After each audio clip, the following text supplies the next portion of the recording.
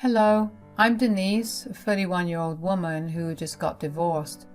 I never thought that I'd ever be divorced because I thought I was in the happiest relationship of my life. But when I looked closer into it, I realized that my marriage was very far from perfect. A lot of things contributed to it, so let me start from the beginning. I met Peter through a mutual friend. We hit it off pretty well from the start. Peter was a very attractive man with a very attractive personality. We began seeing each other and then dated for a good 4 years before deciding to get married. Everything in our relationship was pretty smooth sailing. Peter and I shared a lot of the same values, and in general, both of us were very accommodating of each other. The only issue we had was Peter's parents, Orla and Dave. They were nothing short of evil. The first time I met Orla and Dave, neither of them even glanced my way. When I got to the dining table, there were only 3 plates set out for the 3 of them. I was confused and very humiliated. Peter didn't speak up for me. He just kept his head down and looked away. I had to bring up the fact that I didn't have my own plate, and Orla acted dumb before saying that she had forgotten that I was there. Dinner after that wasn't any easier either. Orla and Dave pretty much ganged up on me and humiliated me. Peter was silent the entire time. Looking back, I guess that should have been an indicator of what my marriage to him would have looked like. I sat through every comment, and I was more than ready to go back home. I didn't know what I wanted to do. I didn't know if I wanted to yell at Peter for not even having my back and warning me about his parents, or at least speaking up for me, or if I just wanted to curl up in bed and cry. The drive back home had been silent. When we got back home, I gave Peter time to apologize, but he never really approached me about it. He continued about his night as if his parents hadn't just spent the night humiliating me.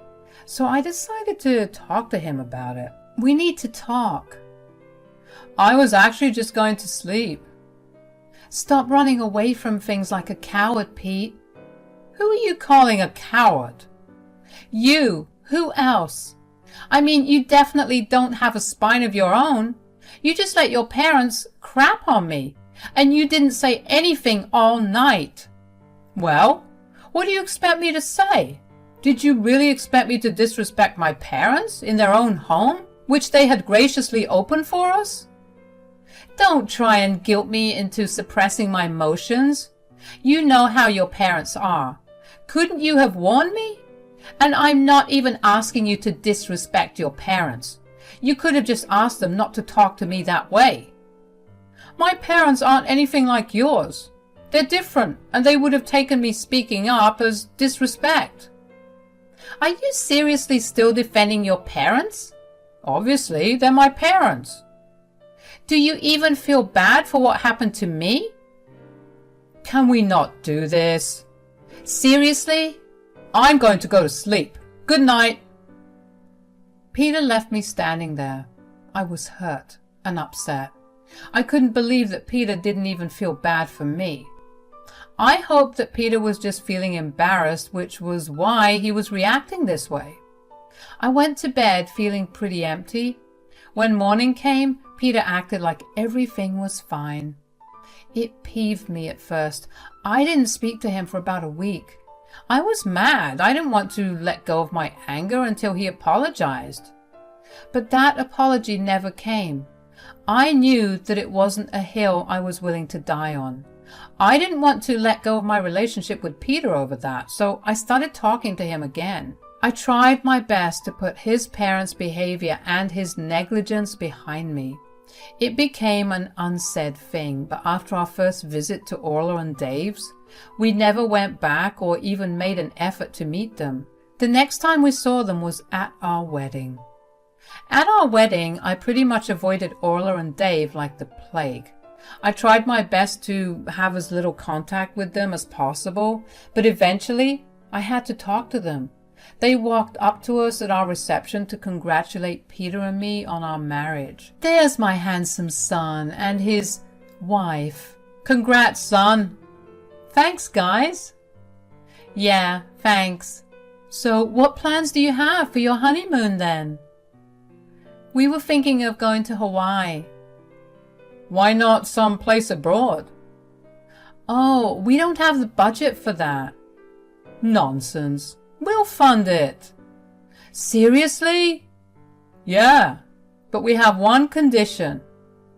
We'll join you guys and make it a vacation instead. Of course, that would be amazing. What place do you have in mind? We were thinking of Paris. That would be great. Denise has always wanted to go, isn't it? Yeah, excuse me, I need to go to the washroom. I was not happy with this. I wanted time alone with Peter. I mean, isn't that what a honeymoon is all about? Hawaii wasn't Paris, but it's still a beautiful place, and it was a place that I've always wanted to visit too. I didn't like that Peter just decided without even stepping away to ask me. I tried my best to let go of my feelings and enjoy the night, but I really wasn't feeling the mood anymore. I rode out the rest of the reception and rode back home with Peter quietly. I was drained of all my energy and had no energy to talk to him about why I was upset. I slept over it, and the next morning I still felt crappy about it, so I told Peter about it. I need to talk to you about something that's been bothering me. What is it? It's about the honeymoon plans. I felt like you decided without considering how I felt. Come on, my parents' offer is fantastic. You have to admit it, Paris is a dream destination and you always wanted to go, right? It's not about the location. It's about the fact that we didn't even discuss it. A honeymoon is a special time for us alone. Well, we'll have alone time eventually. Right now, it's a great opportunity and we can't pass it up. Okay, but you know how your parents treat me. Is this really a smart decision? Look, my parents are trying to be nice. Stop overthinking things and ruining this for us. I just wanted us to have a say in our honeymoon. Is that too much to ask? You either come or you don't. Don't think of all the negative aspects. Look at it as a chance to explore a new place with me. I don't want to hear any more of this. I have to admit that it hurt to hear Peter talk to me that way. Would he really be okay with me not coming along with him on this honeymoon turned vacation? I decided to just suck it up and go. The vacation was set to happen a month after our wedding. When the day came, we met with Orla and Dave at the airport. They greeted me with so much friendliness that I was caught off guard. They were unusually nice and caring. Since I was thrown so off guard, I guess I kind of closed myself off. They were nice for the first week in France. We still had another 3 to go. I was beginning to get used to their sudden change of behavior, but then they slowly started going back to their old ways. It started off with them making fun of what I was wearing. Orla would ask me if I thought that what I was wearing was smart. And some days they would make plans to go to these fancy places where they would deliberately exclude me from going in with them because they thought my clothes were embarrassing. Keep in mind, I was dressed more than decently and even got complimented for it by the few French people we interacted with. Then they started leaving me out of things for no reason. They would take Peter with them and go off with him for a good portion of the day and not tell me about a thing. I think I spent a good portion of my time at the hotel itself. Then came the comments about my weight and what I ate. If I ordered anything other than salad, Orla would make jabs at me. All the while she was stuffing her face with steak. Throughout the entire thing, Peter would never say anything. Sometimes I'd even catch him holding himself back from laughing. I was honestly more than ready to go back home. I counted down the days till it was time to leave. I couldn't keep hanging out with Peter and his parents. His parents bullied me relentlessly while Peter just ignored everything. I knew that I was going to have to talk to Peter about this later too, because every time I tried to talk to him, he never seemed to understand or want to hear about it. On our last day there, I decided to get Peter and my passports and tickets all organized together. Peter handed me his tickets, but when I asked him about my tickets, he said he didn't have them. It was odd that Orla and Dave hadn't handed me my ticket, but I was so absorbed with surviving this vacation that the weirdness of the situation never really got to me. Anyway, I went up to Orla and Dave's room and knocked on the door. Orla opened the door. "Hey, Orla, we'll be leaving tomorrow, right?" "Oh, yeah, Peter, Dave, and I will be leaving in 4 hours." "What? What about me?" "We forgot to buy your ticket. Whoops." "Whoops? Is that all you have to say? How could you possibly have forgotten to book my tickets?" "Calm down, Denise. We'll buy you your own tickets. It's okay." "No, it's not okay. They can't keep pushing me to the side and you can't keep supporting them." "Peter, she can't buy the same tickets as us." "What do you mean?" "All tickets on our flights are sold out." "Great. What are you going to say about this, Peter?" "I'm sorry." "No, sorry won't work. What's your solution?" "First of all, stop hounding my son. Talk to him with respect. Secondly, figure out your own solution. He's not responsible for your issues." "Peter, would you stay back at least?" "But I want to go to Turkey." "He's coming with us. Figure out your problem yourself." I was beyond shocked by this news. As Peter and I left their room, I tried asking him over and over again to not leave me alone. But he just looked away from me in embarrassment. He told me that his parents had paid for this trip from their retirement fund for him, and he wasn't going to disrespect them like that. I didn't say it at that time because I was so appalled. But all I could think about was, what about how your parents are disrespecting your wife? I watched Peter pack his bags through tears. He barely looked at me or even apologized.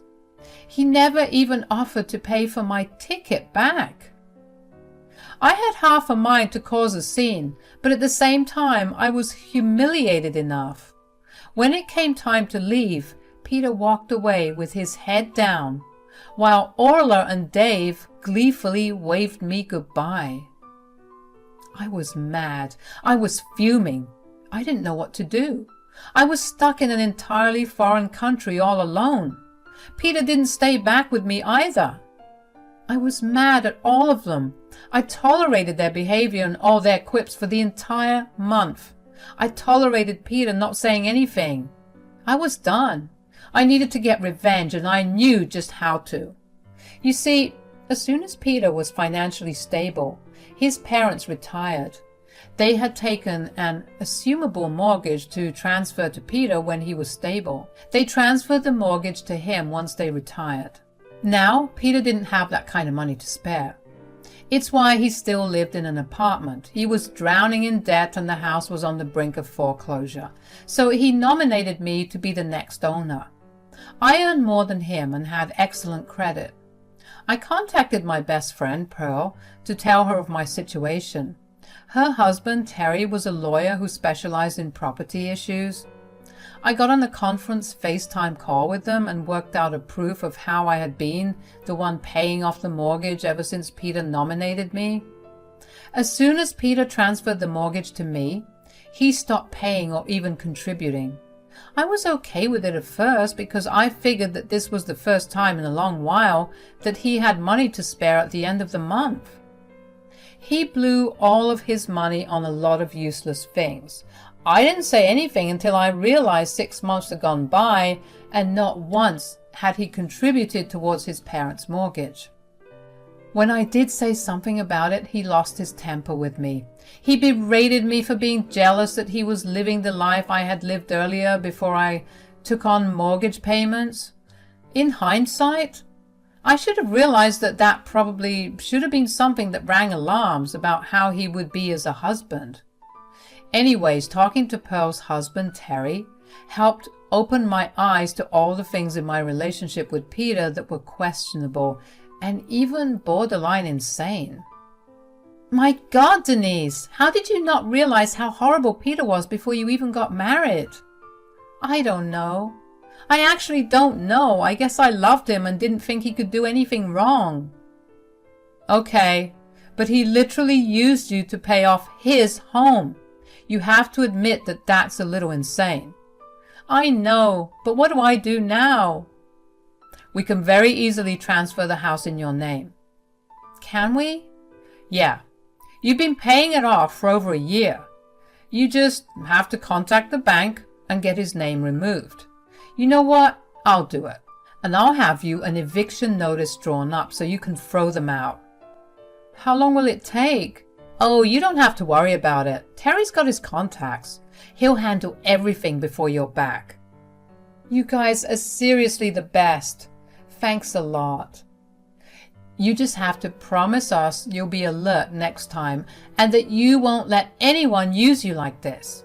Oh, I promise, but I think it'll be a while before I trust someone new again. I knew that Peter and his parents had a 36-hour layover in Turkey. They planned their trip that way because they wanted to stay at the hotel at the airport in Istanbul. I was excited initially to be a part of it, but now I'm grateful I'm not. It gave me extra time to be home before them and serve them with an eviction notice. I booked my flight home and was lucky enough to get a flight in a couple of hours. The entire flight back home, I was a crying mess. I couldn't believe that this was what my life had come to. I had loved Peter with everything I had in me. I hated that I had overlooked every flaw in Peter, and this was how he repaid me. Not once did he call to check up on me. The only thing that consoled me was the satisfaction of throwing all of them out of their own house. For a brief moment, I wondered what they would do. The three of them would have to squeeze into Peter and I's apartment, but our lease was going to be up by next month. I knew they didn't have that kind of money to rent another apartment immediately after this trip. But then I remembered that they had been the ones to abandon me without even thinking about whether I would have been able to come back home. If they could do that to me, I could do it to them without feeling an ounce of guilt. As soon as I landed back home, I checked on Peter and his parents' flight status. They were going to leave in about 2 hours. I didn't care that I didn't get much sleep. I was running on the adrenaline of getting revenge. The first thing I did after getting out of the airport was drive straight to Orla and Dave's house. They kept a spare key under the mat, so I used it to get in and Gresham up. Then I got my laptop out and found the best divorce lawyer in my vicinity. I filed for a divorce and contacted Pearl to tell her that I had reached out. She and Terry came over so I could sign some paperwork to remove Peter's name from ownership and to sign the eviction notice. Seeing them brought over all the emotions I had been trying to suppress since I landed. I hated coming back to the place where there were only reminders of Peter everywhere. But Pearl and Terry were my friends, and we'd been through thick and thin together. They let me cry out my feelings for a while. When they left, I checked on Peter's flight and saw that it would take them another hour to get on the plane. I decided to take some time to sleep. I needed to not look like I was a mess or struggling. I struggled, but eventually I fell asleep. When I woke up, I realized that I had slept for about 10 hours. I quickly got dressed and ready. I went to the divorce attorney's office and collected the divorce papers. When I got back, I had to wait about an hour before Peter and his parents came back. My heart pounded as the time drew nearer to their return, but I knew I had to stay strong. When they got back, they were surprised to see me there in their house. What are you doing here?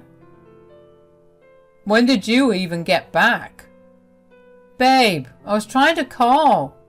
Save it. You didn't try anything. To answer your questions, Orla and Dave, I got back yesterday and I came here for a reason. Make it quick. We're all tired from traveling and we want to get some rest. Well, I want you guys out of my house. Your house? What are you even talking about? Stop wasting our time. Get out. Oh no, you guys need to get out. Don't you dare talk to my parents that way. I won't as long as they get off my property. This isn't your property, Denise. It is now, since I've been paying the mortgage off for the past year. What? Peter, what is she saying? We thought you were the one who was paying it off. For God's sake, we gave you the house because you said you could handle the payments. Well, he couldn't. He nominated me as an owner and I had it off. I threw him off the owner's list because he hadn't paid a cent towards it, and now the house is mine. So get out. The three of them stared at me in shock and disbelief. They tried to plead their case and begged me to let them stay with me, but I told them that I had had enough of their bullying. I told them to get out or I would get the police involved. Right before they left, I handed Peter the divorce papers. I told him I didn't want to be with someone who would gladly use me for his gain and not ever stand up for me when I most needed it. Peter tried to apologize and begged me not to leave him, but the hurt was too much to continue to stay with him. I watched them leave and my heart was full of satisfaction. It would be a while before the hurt and betrayal completely cleared out, but at least I had taken control of my situation. I didn't let either Peter's or his parents' actions get to me or define me, and in my books, that's the biggest win of them all. It's been a couple of months since all of this has happened. Peter tried to contest the divorce, but he quickly realized how expensive it was going to be for him, so he backed off. The last time I heard about their situation, I found out that they had stayed with a bunch of relatives before they could afford an affordable place. Orla and Dave went right back to work so they could support themselves. It sucked that they were struggling, but this is the lesson they learned from messing with the person that was helping them. I've been happier ever since I threw them out of my life. Yeah, sometimes memories of everything they did to me come back, but I always let the satisfaction of my revenge comfort me.